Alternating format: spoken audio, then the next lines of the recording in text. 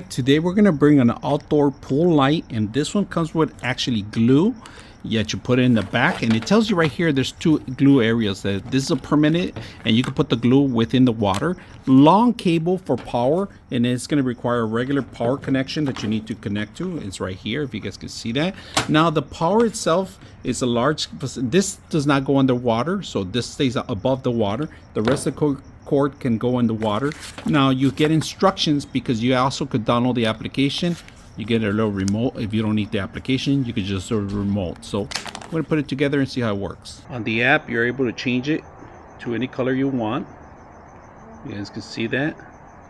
Move it around. And then you could change it and also add your own mic and music.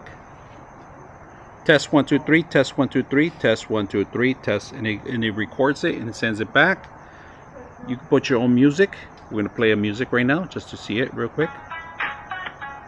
Goes with the music. Now the controller is a great plus thing that you have in here. Like, you could speed up the mode, change the modes, speeds, RGB, different colors. That's a plus. So if you ever use the control, you can always use the phone too as an option, or vice versa too. So